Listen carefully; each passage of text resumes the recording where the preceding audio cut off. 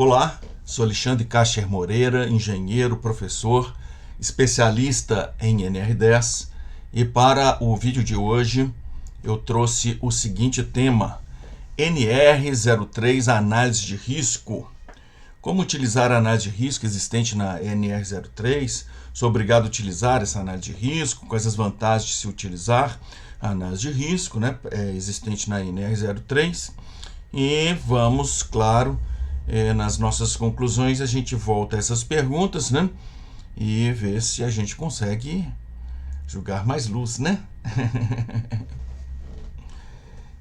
Vamos lá então, Bem, a NR3, o título é embargo e interdição, tá? Embargo e interdição, Nós trabalhamos essa norma regulamentadora quando nós fizemos um vídeo sobre grave e iminente risco. E a finalidade desta norma regulamentadora é exatamente caracterizar o que é grave e iminente risco em campo, E caracterizar, e é a grave e iminente risco que possibilita ao auditor fiscal, impor um embargo à interdição da instalação, O embargo à interdição e grave e iminente risco já existia na norma regulamentadora 03 anterior, Mas o critério ficava bem a cargo do auditor fiscal. Então aqui já é uma ferramenta de critério, olha lá, visa a formação de decisões consistentes, proporcionais e transparentes, Uma ferramenta comum aos auditores fiscais no sentido de diminuir, o bom senso do fiscal, e colocar aí uma ferramenta de trabalho, A análise de risco, a interdição, a avaliação sempre vai ter um assunto bastante subjetivo, Tem um aspecto bastante subjetivo. E essas ferramentas diminuem a necessidade de subjetividade, e traz ferramentas ao auditor fiscal, E está aqui, o texto, o trecho da NR03 que nós usamos no vídeo do grave e iminente risco, E a caracterização do grave e iminente risco considera a consequência e considera a probabilidade do evento danoso. E para isso, dentro da NR03, nós temos uma tabela 3.1 quanto à consequência e o 3.2 quanto à probabilidade. Veja, grave e iminente risco, para eu classificar esse grave e iminente risco, é claro que eu preciso ter uma ferramenta de avaliação, de análise do risco que eu estou vendo na planta, não é? E é isto que existe na NR03. O risco é expresso em termos de uma combinação. Combinação o quê? Das consequências e da probabilidade. Consequências muito danosas com alta probabilidade é assunto grave para nós, nós temos que tomar atitudes e muito provavelmente vai configurar uma grave e eminente risco, possibilitando ao auditor fiscal do trabalho decretar um embargo e interdição. Uma situação cujas consequências são pequenas, não são tão graves para a saúde e para a segurança do trabalhador e que tem baixa probabilidade de ocorrer, é claro que é um assunto que não vai merecer maiores atenções de nós na instalação, na nossa gerência de risco. Apenas citar, registrar a situação, nós precisamos registrar, Porque se a gente não registra, fica uma interrogação, Poxa, esqueceram desse aspecto? Não, você analisa, vê que a situação, digamos, está sob controle, registra e segue em frente. Entre esses dois extremos, consequência severa com alta probabilidade, consequência baixa com baixa probabilidade, é que se encontra, nosso dia a dia, nas nossas práticas, nas nossas instalações, e que, claro, que a gente tem que cuidar, já que o nosso objetivo é gerência de risco, nosso objetivo é garantir segurança e saúde dos nossos trabalhadores. O auditor fiscal trabalha separadamente. Consequência é uma dimensão, probabilidade é outra dimensão, E claro que essas duas informações são ajuntadas para se ter uma visão real do que está acontecendo em campo, Então vamos conhecer a tabela 3.1, que são as consequências, a tabela das consequências, E está aí, 3.1, isso está no corpo da NR03, né? Primeira coluna, o título, e a da direita, a coluna da direita, uma descrição do que é. Veja, é subjetivo, né? E sempre será em algum nível. Mas existe aqui uma tentativa, né, de juntar, né, em características, né? 1, 2, 3, 4, 5 características, né, quanto à consequência, né? A mais severa, a morte, né, pode levar a óbito imediato ou que venha a ocorrer posteriormente, uma situação que tem perigo de morte, né? Um pouco abaixo, né? Severa pode prejudicar a integridade física ou a saúde, provocando lesão ou sequelas permanentes, né? Um nível de intensidade mais suave seria a significativa, né? Pode prejudicar a integridade física ou a saúde, provocando lesões que implique ou incapacidade temporária com prazo superior a 15 dias. Né? Então, acima de 15 dias, se o profissional está afastado acima de 15 dias, nós falamos que é uma consequência significativa. Uma consequência leve, né? Pode prejudicar a integridade física ou a saúde, provocando lesão que implique incapacidade temporária por prazo igual ou inferior a 15 dias. Né? Então, até teve afastamento, mas foi menos do que 15 dias, né? É considerada, dentro desta metodologia de análise de risco, como uma consequência leve. Né? E nenhuma, né? É quando não há nenhuma lesão ou efeito à saúde, né? Nós estamos sempre procurando isto, não é? A primeira medida de controle é a eliminação do fator de risco, né? E se a gente consegue eliminar o fator de risco, não existe consequências, né? O risco foi eliminado, né? Que no nosso caso elétrico, no caso da NR10, a eliminação do fator de risco é a desenergização conforme NR10. Né? Já conversamos sobre isso em vários momentos aqui, podemos voltar aí mais para frente, mas vamos seguir em frente e vamos conhecer aqui a tabela 3.2, que são as probabilidades de ocorrência do fato, né? do fato indesejado. Né? E está aí na tabela 3.2, classificação das probabilidades. Primeira coluna, o título, e a segunda coluna da direita, uma descrição. E a classificação é decretada como provável aquelas onde medidas de prevenção não existem, inexistentes ou reconhecidamente inadequadas. Uma consequência esperada, com grande probabilidade que aconteça ou se realize. Né? Temos sorte se não acontecer, né? Digamos assim. A segunda classificação é a possível, né? Medidas de prevenção apresentam desvio ou problemas significativos. Temos medidas de prevenção, mas existe uma falha, né? Existe uma fraqueza nessas medidas. Não há garantia que as medidas sejam mantidas, né? Então, uma consequência talvez aconteça com possibilidade que se efetive concebível, né? Ok. Prosseguindo, né, nesse ritmo de intensidade, agora cada vez mais suave, né, a probabilidade, vem a classificação de remota, medidas de prevenções adequadas, mas com pequenos desvios, ainda que em funcionamento não há garantias de que sejam mantidas sempre ou a longo prazo. Né? Uma consequência é pouco provável que aconteça, quase improvável. Né? E a última classificação de probabilidade é a rara. Medidas de prevenção adequadas e com garantia de continuidade dessa situação. Uma consequência não é esperada, não é comum, sua ocorrência é extraordinária. Ótimo, então nós temos esses dois viés, né? Essas duas informações para a gente compor um resultado para se caracterizar o grave e iminente risco. E como que é o grave e iminente risco? Nós vamos identificar o que se chama de excesso de risco. Excesso de risco. Vamos entender o que é excesso de risco e para a gente compreender a mecânica, né, da metodologia apresentada na NR03. Então está ali no item 336, né, fala que o excesso de risco é uma comparação entre o risco atual, o risco que está na planta, o risco que nós estamos praticando, o risco que nós estamos vendo em nossa instalação, com um risco de referência, tá? Com um risco de referência. Então, nós temos um risco de referência e nós temos a nossa planta, né?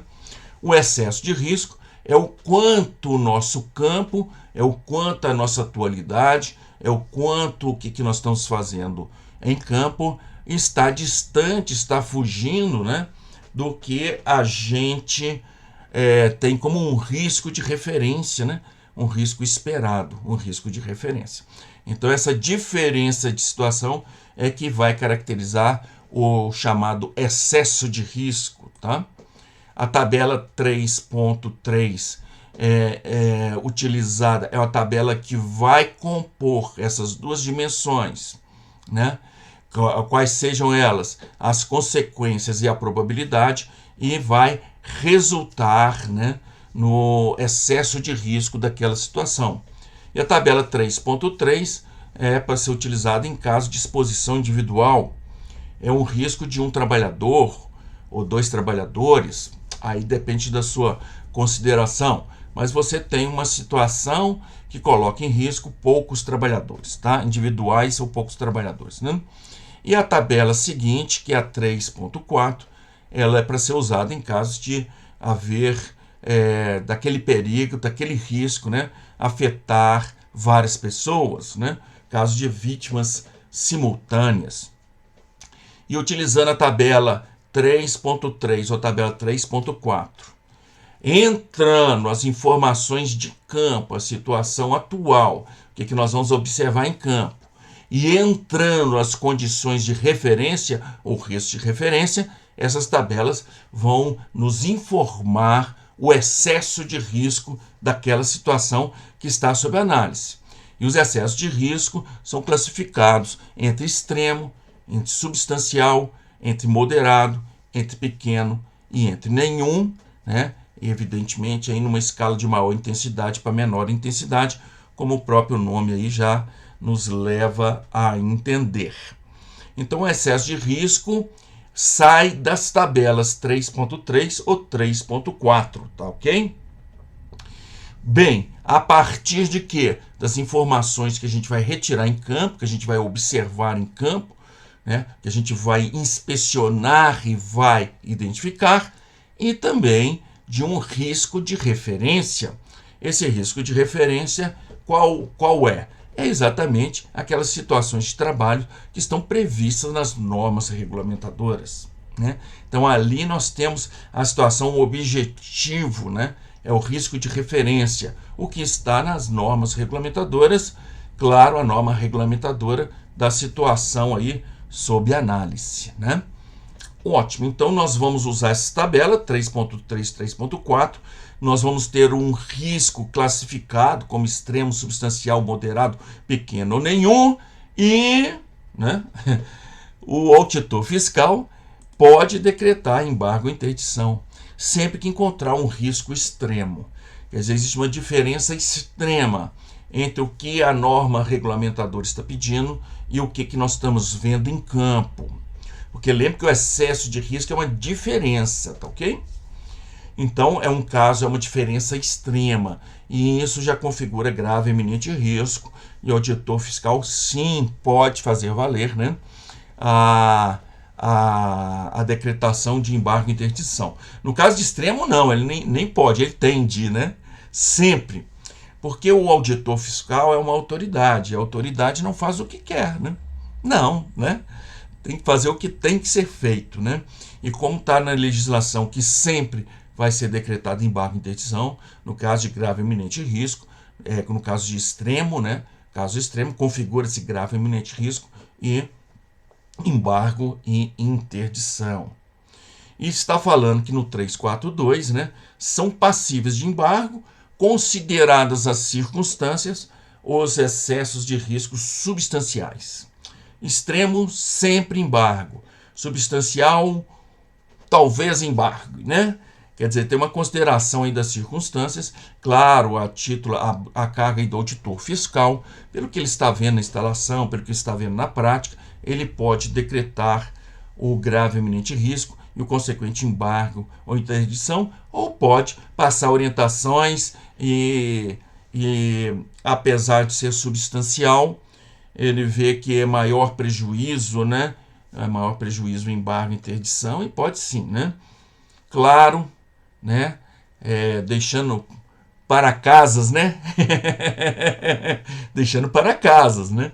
E que ele vai lá verificar depois, né? Mas essa é a situação, né, da ferramenta grave e iminente risco que está na NR 03. E evidentemente os demais riscos, né? Os demais riscos não são passíveis aí de configurar grave e iminente risco e, claro, não são passíveis de embargo e interdição. Vamos conhecer aqui a tabela 3.3, que é o caso de exposição reduzida. Eu tenho um trabalhador sendo afetado pelo risco, né? Ou poucos. Então vamos com calma. Tabela 3, tabela de excesso de risco, exposição individual ou reduzido número de potenciais vítimas. Nós temos aqui, ótimo, nós temos aqui, nesse lado que eu estou indicando aqui com o mouse, o lado esquerdo, né? Nós temos a classificação do risco atual, que é o risco encontrado em campo, e aqui embaixo, onde é que o meu mouse está passando, isso, aparece meu mouse, ótimo, né? Nós temos o que? A classificação do risco de referência, tá? As entradas que aqui existem no campo do encontrado é também as mesmas entradas que aqui existem no campo das referências. E quais são as nossas entradas? São duas colunas, consequência e probabilidade. Aqui também nós temos consequência e probabilidade, né? Aqui são linhas, aqui são colunas. E aqui são as classificações, né? São as classificações das probabilidades e aqui são as classificações das consequências, tá? Então, quando eu elenco, quando eu seleciono, quando eu encontro a linha que reflete a minha posição, a minha situação encontrada em campo, junto quando eu encontro a coluna que reflete a situação que está previsto no risco de referência, um encontro desta linha específica com essa coluna específica vai me dar o excesso de risco daquela situação em estudo. Tá? Quando o quê? Nenhuma, né? Está aqui embaixo a classificação, né? O gabarito, né? O gabarito do excesso de risco. Desde nenhum, P de pequeno, M de moderado, S de substancial, E de extremo. Nós temos uma tabela 3.4, que é para exposição coletiva, tá? É diversas vítimas simultaneamente. É a mesma tabela nas suas margens, tá ok? É as mesmas tabelas nas suas margens. Aqui nós temos o campo da situação encontrada. Nós temos aqui embaixo, o campo do risco de referência. Nós temos aqui as classificações das consequências. Aqui nós temos as classificações das consequências. Aqui nós temos as probabilidades de cada situação de ocorrência. Aqui nós temos a probabilidade de cada situação. Então, nós precisamos identificar a linha que reflete a situação em estudo. Nós temos que identificar a coluna que reflete a situação em estudo. E o encontro dessa linha com essa coluna me diz exatamente o que? O excesso de risco que aquela situação se encontra em campo. Tá? A diferença da tabela 3.4 para 3.3 é que lá na 3.3, que é individual, por exemplo, em alguma situação que o risco é pequeno lá, aqui pode ser médio. Alguma situação que lá é médio, aqui pode ser substancial. Alguma situação que lá é substancial, aqui na mesma situação é extrema, né? Mas o mecanismo como é que se lida com essa tabela é o mesmo, né? Na tabela 3.3 quanto 3.4. Então vamos ver uma aplicação, né, disso, né? O conceito está aqui claro, né? Então vamos para a prática, né? Aula prática, né? Um exemplo, trabalhe em um quadro elétrico de baixa tensão, tá? Nossa eletricista vai trabalhar num quadro elétrico de baixa tensão. O serviço, fazer a substituição de um disjuntor num quadro elétrico, tá? Então ele vai fazer esse serviço e a situação é um quadro antigo, né? Antigo, eu estou chamando aqui que as condições de segurança refletem as normas técnicas da então época em que foi criado, elaborado, projetado, instalado, e que com certeza, né, não são os mesmos critérios de segurança hoje existentes, né? Os barramentos estão energizados, estão expostos e não estão desligados por problemas operacionais ou inviabilidade técnica, né? Então, o nosso trabalhador vai trabalhar a quente, né? Como diz aí o pessoal da antiga que consertava rádio valvulado, né? A quente, né? O circuito está quente, né? E não desligado, se exposto, sem riscos adicionais, tá? Vamos nos mirar aqui para simplificar a nossa análise, né? Nós não temos os demais riscos adicionais e se o tivesse, deveriam ser objeto aí de estudo particular, tá? Então essa é a situação. E o recurso do trabalhador, que ele tem para facilitar ou para que ele venha a trabalhar adequadamente, né? Tem conjunto de ferramentas convencionais, né? Maleta de ferramentas, né? Chave de fendas, alicates, etc., né? Tudo convencional, né?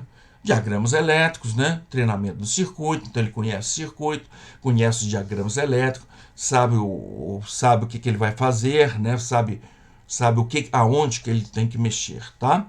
Veja que aqui nós não temos no recurso aqui nenhum EPC, nós não temos aqui nenhum EPI, né? Então, o recurso primeiro e último aí de segurança, né? De segurança é o bom senso do trabalhador, né? Então, vamos seguir, né? Dinâmica, né? O serviço, uma descrição aqui, né, do procedimento, né? Do que ele vai fazer em campo, né? Esse aqui eu redigi, né? Inspirado e seguindo lá pelo inventário de risco que está na INR01, né? O risco não é só do que se vai fazer, do que qualquer missão, mas aonde vai fazer, como é que vai fazer, as atividades que o nosso trabalhador vai fazer, né? Então aqui está escrito num português o suficiente para a gente tomar as nossas decisões nas classificações das tabelas, tá? Dinâmico, o serviço exige a manipulação de cabos energizados, retirada de parafusos que estão energizados, convívio temporário com cabos energizados soltos, manuseio de ferramentas convencionais na vizinhança de vários pontos energizados, né? O que é que nós estamos vendo aqui de uma forma qualitativa, né? A situação é bem complexa, né? Esse trabalhador está numa situação de bastante risco ali naquele trabalho, né? Vamos aqui elencar os perigos elétricos, choque elétrico, arco elétrico. Eu quero nesse momento, né? Me restringir à questão do choque elétrico, né? Arco elétrico nós precisamos conversar, precisamos fazer um encontro aqui, uma videoaula, que acredito que não vai ser uma, né? Que é um assunto bastante extenso, complexo, novo, né?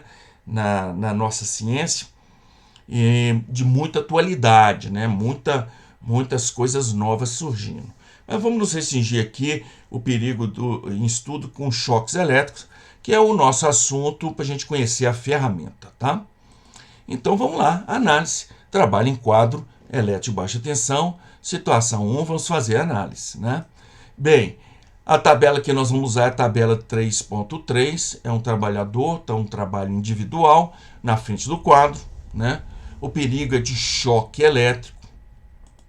E o que nós estamos vendo na situação encontrada em campo, eu classifico a consequência como morte severa, né? A descrição que está lá da severa pode prejudicar a integridade física ou a saúde, provocando lesões ou sequelas permanentes, né? Então, uma situação bastante complexa, a questão de choque elétrico, né? Risco elétrico citado explicitamente e do qual a gente foge né, do qual a gente foge correndo, é a questão de choque elétrico. Choque elétrico e arco elétrico, né, são os principais fatores de riscos da parte elétrica, né, reconhecidas e existentes nas nossas instalações. A consequência disso, né, pode haver morte, né, ou uma incapacidade permanente, né, ou lesão permanente. Tá? Vamos ver a probabilidade, né? Probabilidade disso ocorrer. Eu coloquei como provável. Vamos ver a descrição se bate com o que nós estamos imaginando em campo. Medidas de prevenção inexistentes. Opa, é exatamente isso, né? Não existe medidas de prevenção ali. Não está com EPC, não conta com EPI, né? Ferramental não ajuda, não é? Medidas de prevenção inexistentes ou reconhecidamente inadequadas. Uma consequência esperada, né, com grande probabilidade que aconteça ou realize. Né? Vai ter muita sorte ali se não levar um choque, não é? A situação está bastante complexa ali para ele. Né? Então vamos lá, consequência morte severa e a probabilidade é a provável. Vamos ver o que é que nós temos na situação de referência nas normas regulamentadoras. Norma regulamentadora aqui no caso específica, né, da elétrica NR 10, né? Consequência, é claro, é a morte, né? É a morte, reconhecemos isso, a norma reconhece isso, né? Precisamos de medidas de prevenção contra choques elétricos, medidas de controle, né? Primeira eliminação do risco, quer dizer, eliminar a energia elétrica, né? Claro que se não tem energia elétrica, não tem choques, né? Senão medidas de proteção coletivas, individuais e por aí vai, né? Então, a norma regulamentadora reconhece essa consequência. Vamos ver a probabilidade dentro da norma regulamentadora, né? Eu selecionei como rara. Vamos ler a descrição e ver se bate com o nosso entendimento, né? Rara. Medidas de prevenção adequadas e com garantia de continuidade dessa situação. É isto que a NR10 prevê, né? Uma consequência não é esperada, não é comum sua ocorrência extraordinária. Quer dizer, se a gente seguisse o que estava na NR10 nessa nossa instalação, nós poderíamos esperar um choque elétrico muito raro, né? Esse trabalhador estaria com equipamento desenergizado, ou se não, ele estaria com medidas de controle coletivas, ou um conjunto de medidas de proteção individual, né, a nível de abaixar, né, o risco ali existente de choque elétrico, né, até que esse risco atinja um nível tolerável, né, um nível aceitável. Né. Então, eu entendo que é uma probabilidade rara. Vou abrir um parênteses, tá? Estou fazendo análise de risco e tirando aqui as referências a partir de minha observação. Simples tirar esse quesito subjetivo, tá? Subjetivo, né? Mas não fica preocupado com isso não, porque a análise de risco você pode fazer e você pode exagerar para um lado, exagerar para o outro e ver se isso afeta muito a sua saída, né? A sua saída aqui é o que? O risco, né? O excesso de risco, né? Mas vamos seguir em frente, né? Então, agora sim, eu vou chamar a tabela 3.3, que é exposição individual, e eu vou identificar aqui o que eu encontrei em campo. Encontrei em campo aqui, né? Então, foi encontrada a consequência morte severa e a probabilidade de provável. Então, aqui nos campos de encontrada, eu vou achar consequência morte severa, está aqui embaixo, morte severa, e dentro de morte severa, eu vou achar a probabilidade provável, Então, esta situação, na tabela 3.3, me indica a esta linha. Quer dizer, esta linha reflete a situação de consequência e probabilidade que eu estou vendo no meu campo, ok? Ótimo. Então vamos agora trabalhar a questão de referência, né? Referência. A referência, a consequência, né? A consequência é a morte ou severa e a probabilidade é rara. Então, dentro do campo de referência, eu vou lançar referência, eu vou achar a morte severa, a consequência morte severa, que está aqui nestas colunas, e dentro de morte severa eu vou encontrar o que? A probabilidade que é rara. A probabilidade que é rara. Então, esta situação me indica esta coluna aqui como a representativa de um risco previsto, ou de um risco tolerável dentro da norma regulamentadora número 10. Então, o encontro de uma da linha que reflete a situação de campo com a coluna que reflete a situação de referência, eu tenho um ponto que me diz exatamente qual que é o excesso de risco. E nesse caso, o que estou encontrando ali é o E de extremo, né? Então, nós temos uma situação de risco, um excesso de risco extremo, né? E esse é um grave eminente risco, né? Isso, com certeza, é embargo e interdição, né? Sempre que houver excesso, né, excesso de risco como extremo, cabe, o auditor fiscal tem que decretar o embargo e a interdição, né? Vamos ver outra situação? Vamos ver outra situação. Situação 2. Trabalho em quadro elétrico de baixa tensão. A mesma situação que nós acabamos de ver, né? Serviço, fazer substituição de um disjuntor num quadro elétrico. O mesmo serviço da situação primeira. Situação quadro atual. Opa, aqui mudou, né? O outro quadro era antigo, né? E com certeza não atendia muitos requisitos de segurança que hoje são exigidos. Agora o quadro é atual, né? O quadro é atual, claro, foi fabricado, foi projetado, foi instalado segundo as normas técnicas atuais e claro que ele traz, né, requisitos de segurança mais afinado com as exigências legais da atualidade, né? Sem partes energizadas expostas, né? Então tem um quadro que não dê acesso aos quadros, a parte, tem um obstáculo ali que impede o de acessar as partes energizadas de uma forma desatenta, né? Sem riscos adicionais, iluminação, altura, postura, tal qual nós colocamos na situação 1. Recurso do trabalhador, conjunto de ferramentas isoladas. Então, uma ferramenta especial, que não só o cabo, mas também o corpo da ferramenta, né, possui superfície isolante, né, construído conforme normas deste tipo de equipamento, né. Apenas a ponta metálica está exposta, né. Então você tem uma exposição muito pequena de metal dentro do quadro. Conjunto de ferramentas isoladas. Quadro energizado. Ok? Eu não consegui, por problemas operacionais, por dificuldades, por interferência, seja qual for, eu não estou com um quadro desenergizado conforme NR10. Ele está energizado, porém desligado e impedido de religação.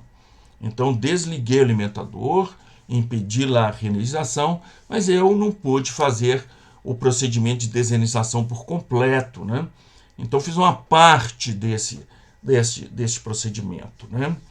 Então meu circuito está energizado aos olhos da NR10, porém desligado, impedido de religação. O nosso trabalhador tem luva de isolação em baixa tensão, tem os diagramas elétricos, tem o treinamento no circuito. Então nós estamos num ambiente diferenciado da situação 1, nós estamos num ambiente mais atual e, portanto, mais organizado, ou mais de acordo com as exigências legais atuais. E também nosso trabalhador está mais munido, né? Agora ele está aí, né, com medidas de controle coletivas, né? A parcela aí da desenergização. Ele está com medidas de proteção coletiva, ele tem EPI, né, adequado. Então vamos ver como que fica a análise de risco, né? Dinâmica. O serviço exige a manipulação de cabos desligados, não é desenergizados, desligados. retirada de parafusos desligados, convívio temporário com cabo desligado, solto, manuseio de ferramentas isoladas na vizinhança de vários pontos desligados. Então, só por essa descrição, nós estamos vendo que nós estamos numa situação bem melhor, né? Comparado da situação 1, né? Apesar da tarefa ser a mesma, né? Nós estamos numa situação bem melhor, né? Os perigos aqui, choque elétrico, arco elétrico, e claro, nós vamos nos concentrar aqui nas questões do choque elétrico, tá? Então, nós temos que fazer uma análise, né? Nós temos que fazer uma análise da situação em campo e pegar as referências para ver a nossa análise de risco, né? Qual que é o excesso de risco existente na situação, né? Então, vou usar a tabela 3.3, né? Que é um serviço individual, né? O perigo é o de choque elétrico, né? A situação encontrada. Então, a consequência é a mesma consequência do choque elétrico, né? A morte severa, tal como na primeira situação. Ok. O que muda aqui, né, é a questão da probabilidade. Eu classifiquei essa probabilidade nessa situação como remota.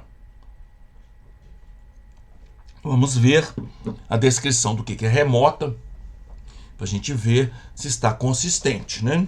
Medidas de prevenções adequadas, ok, mas com pequenos desvios, né? O que a norma regulamentadora exige é a desenergização, mas com pequenos desvios. Ainda que em funcionamento, não há garantias de que sejam mantidas sempre ou a longo prazo, né? A gente pode investir nisso, né? Além de desligar, além de impedir a energização, o religamento, a religação, a gente coloca lá um trabalhador lá vigiando que ninguém se aproxime daquele quadro, né? Se ali a única alimentação do quadro onde nós estamos trabalhando, não tenha dúvida de que não tem como chegar energia lá, né? Mas ok, são assuntos operacionais, refinos operacionais, que nós em campo sempre teremos de ter, tá ok? Nós em campo sempre teremos que ter, né? Uma consequência é pouco provável que aconteça, quase improvável, né? Eu acho que tá bom esta probabilidade, né? E a situação de referência é a mesma, né, anterior, porque essa situação de referência ela depende do mecanismo legal, né, da norma regulamentadora. E eu entendo que a consequência de um choque elétrico é morte ou uma consequência severa, e que a probabilidade de um choque elétrico, em seguindo as recomendações ou as exigências da norma regulamentadora número 10, é rara. E nós chamamos de novo, né, a nossa tabela 3.3, nossa tabela 3.3, e nós colocamos a situação encontrada, morte severa remota. Então, em situação encontrada, morte severa remota, e eis que agora nós temos esta linha aqui que representa, né, a situação do nosso campo. E nós vamos também aqui na situação, no risco de referência, seguir o mesmo procedimento, né? Morte severa e rara. Então, dentro de referência, morte severa e rara, e eis que nós temos aqui esta coluna representativa da nossa situação. O encontro da linha apontada com a coluna apontada me dá a situação de excesso de risco, né? E o excesso de risco aqui é um risco substancial. É um risco substancial e pode ser considerado grave eminente risco. O auditor fiscal tem a liberdade de decretar, mas pode também não decretar, né? E isso é uma avaliação do próprio auditor fiscal, né? Se ele está vendo um trabalho sério, se ele está vendo que existe um procedimento de desenergização já encaminhado para aquela área, né? Se ele está vendo que as pessoas estão cientes, né, do que estão fazendo, né? É claro que ele pode não aplicar o embargo à interdição, e sim passar tarefas, né? Eu vou vir daqui a uma semana para ver como é que está isso. Pode sim, sem problema nenhum, né? Assim como você não encontra um ambiente, né, uma instalação onde tem muita, né, muita perfumaria, né, pouca ação, ele sim pode decretar o grave e iminente risco e o embargo e interdição, né? Embargo e interdição, né? Essa situação elétrica que eu escolhi aqui para apresentar a ferramenta, né? Ela é muito severa, né? O choque elétrico, a gente precisa fugir. E é por esse motivo que está lá na NR10, na nova NR10, né? Como uma situação de grave e iminente risco, que abona o auditor fiscal de fazer essa análise que nós estamos fazendo aqui, porque já está decretada, já está declamada na própria norma regulamentadora, né? Uma das situações é a inexistência do procedimento adequado de desenergização, né? Porque o procedimento de desenergização, ela sim leva o nosso risco de choque a nenhuma consequência, porque nós não temos choque, né? Nós não temos choque, nós eliminamos o risco de nossa instalação. Foi isso que eu preparei para esse encontro. Aliás, tem as conclusões, né? Vamos ler aqui as conclusões, né? Para a constatação do grave e iminente risco pelo auditor fiscal, a NR03 apresenta uma metodologia que inclui a análise de risco, né? A NR03, o objetivo dela não é a análise de risco, né? É a questão de embargo e interdição, mas para isso precisa se fazer uma avaliação do risco, né? E ver se encontra um grave e iminente risco. Apesar de a análise de risco apresentada não ser um padrão, ela declara que não é padrão, ok? Declara que não é padrão. Nós, em campo, podemos utilizar a análise de risco que seja melhor, mais adequado à nossa situação. Então, não é um padrão. Nada nos impede, não existe nada impedindo, né, de usar essa análise de risco. E o todo nos convida, né? E o mundo nos convida a utilizar, né? Mas como assim, Alexandre? O todo nos convida? Quem vai fiscalizar a nossa instalação é o auditor fiscal com essa ferramenta debaixo do braço. Por que a gente não coloca essa ferramenta debaixo do braço e vai para o nosso campo antes do auditor fiscal chegar? Né? Nós vamos fazer as várias situações usando a ferramenta que ele vai usar, né? E claro que o resultado disso vai nos indicar com uma certa robustez, né, aqueles assuntos, aquelas situações, aqueles procedimentos, aquelas instalações, aqueles fazeres, né, que devam ser objeto aí da nossa intervenção no sentido de melhorar a segurança, né? Então, apesar de a análise de risco apresentar não ser um padrão, nada nos impede, o todo nos convida, né, a reconhecê-la e aplicá-la em nossas instalações e nossos afazeres, né? Por que não? Por que não? A análise de risco apresentada leva em conta a situação do trabalho em campo, né, comparado com a situação prevista nas normas regulamentadoras, né? E se você já estudou, né, a NR01, né, o inventário de risco, né? Inventário de risco parte da situação de campo, né? Layout da situação, o que se faz aqui, o que o trabalhador faz, com o que faz, né? Então a NR03 está, né, a ferramenta apresentada pela NR03 está perfeitamente, né, em harmonia aí com as exigências da NR01, né? Por que não utilizá-las, né? A gerência de risco ocupacional que está lá na NR01, né, bem como as normas regulamentadoras, sejam elas especiais, sejam elas setoriais, né, podem, devem, né, e fazem exigência de análise de risco em algumas situações, em determinadas circunstâncias, né, como ferramenta gerencial e mesmo operacional, né, está lá na NR10, em toda intervenção, análise de risco, né. Então nós precisamos ir para campo fazer análise de risco, né, antes de colocar a mão na massa, né. Gerencial operacional, exigindo que conheçamos ferramentas adequadas a esta prática, e temos aqui uma boa referência, pois já está na NR03. Não é a única, né? Não é a única ferramenta, nós temos várias outras ferramentas, precisamos conhecê-las, precisamos praticá-las, né? Precisamos torná-las, né, como ferramenta nossa do dia a dia, né? Bem, foi isso que eu preparei para para o encontro de hoje, né? Eu espero aí que tenha sido útil aí para vocês. Até a próxima quarta-feira.